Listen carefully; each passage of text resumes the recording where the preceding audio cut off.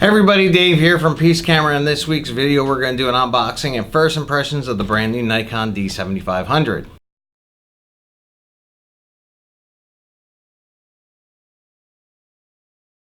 So if you remember, about a month and a half ago, I did a video on this when Nikon first announced the camera to go over the specs and what we were going to get out of this camera, but we didn't have a release date, and now the camera is here in our hands, and I wanted to do another video on this to actually unbox it, take a look at the camera, and give my first impressions on it.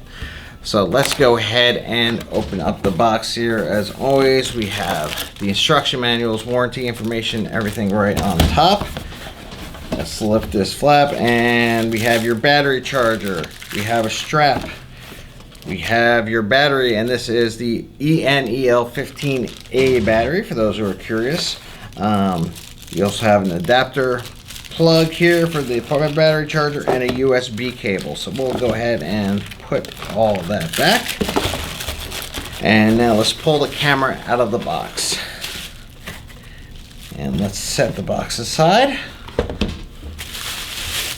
Alright, so let's take this out of the bag, and I have to say, just like other Nikons, this feels really nice in the hand. I don't know if they changed the type of rubber they're using or to cover the body for the weather sealing, but it feels a little different than the Nikon D7200.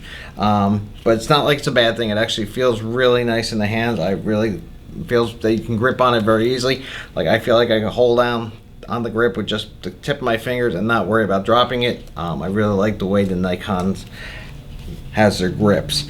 So let's go around the camera here. Again, it features a 20.9 megapixel sensor, same as the Nikon D500.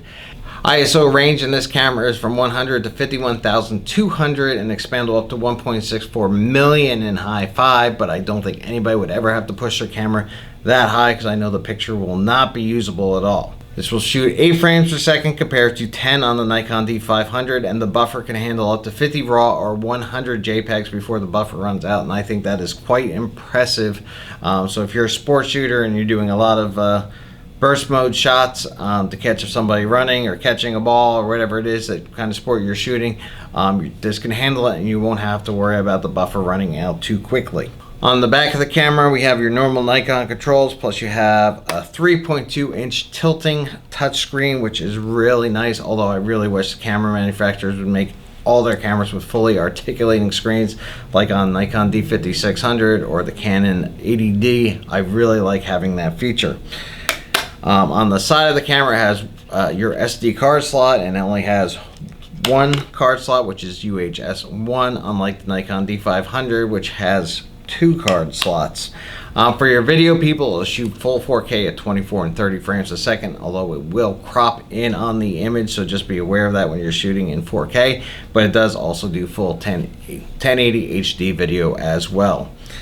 On the other side of the camera, you have all your inputs. It features a microphone and headphone unit, so you can attach an external mic, which is very important. It also has a clean HDMI out, so if you want to record to external recorders such as an Atomos or any other recorders, then you can easily do that and record right off the sensor. It also features Wi-Fi and Bluetooth. If you think you want to take a picture, send it to your phone and share it right away instead of waiting to get home, it has those capabilities as well. Camera retails for $1,249.95. So who do I think this camera is for? Well, if you shoot a D3000 series or the 5000 series and you want to step up to the next level in cameras, this camera is going to be perfect for you. Not only is it going to be a little bit more rugged and durable camera and have a few more extra features on it, it's also going to allow you to open up the range of lenses you can shoot with, as you could shoot with the D series lenses, because this camera has the autofocus motor built into the body, so that will give you a lot more flexibility in the lens selection area. Also, if you're a sports shooter and can't afford the D500, this will be a perfect camera for you, as shooting 8 frames per second will allow you to catch quite a bit of the action when you're shooting fast moving sports as well. So if you'd like to come see this camera for yourself, we do have a few of these in stock as of the recording of this video. Come on down and see us. We're at 5039 Falls of Neuse Rd, at the corner of Falls of Neuse and Millbrook in the Quail Corner Shopping Center, or you can give us a call here at the store, 919-836-2222. So that's going to wrap it up for this week's video. I hope you enjoyed it. If you did, please hit the like button, as it really does mean a lot to us. Subscribe to my channel if you are not already, as we put out new videos every single Friday. And leave a comment down below. Let me know if this is something you think you're going to want to pick up. So that's going to wrap it up for this week's video, and I'll see you all next week.